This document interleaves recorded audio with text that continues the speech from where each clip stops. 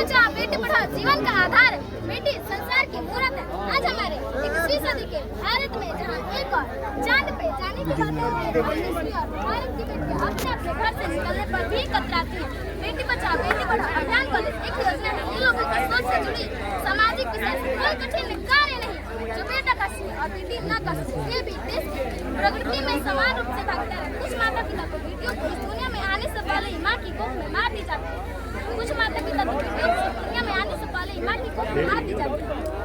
कुछ माता पिता तो बेटियों को वो समझते हैं, लेकिन बेटा और बेटी में बस इतना फर्क है। बेटा जब रिजल्ट में अच्छा नंबर लाता है तो वो अपने माता पिता से स्मार्टफोन या फिर बाइक मांगता है, लेकिन अगर बेटियां एग्जाम में अच्छा नंबर लाती है तो वो अपने माता पिता से आगे बढ़ने की इच्छा मांगती है। कहते हैं बेटा भाग से होता है और बेटी 100 भागों से मिलती है। इसी के साथ मैं अपने वाणी को विराम देते एक कविता सुनाना चाहूँगी। कहने को वरदान है बेटी, अनचाही संतान है बेटी, कपड़ा पैसा दान समझ के बढ़ती जाती दान है बेटी, खूब ठाका लाता बेटा, उसकी सी मुस्कान है बेटी, लेना देना दो बापों का हो जाती कुर्बान है बेटी, कहने को वरदान है बेटी।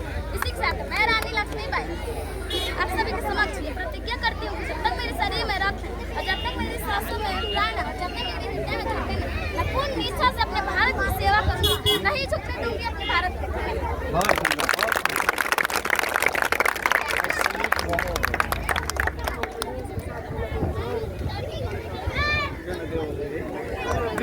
बोल के आगे दो सब सर एक आगरा इन लोग एक साथ फोटो ले लीजिए। भविष्य सब कोई खड़ा हो जाए।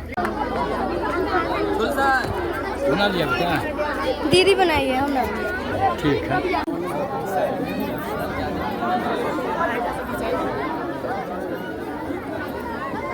हाँ पूरा सीधा हो जाओ।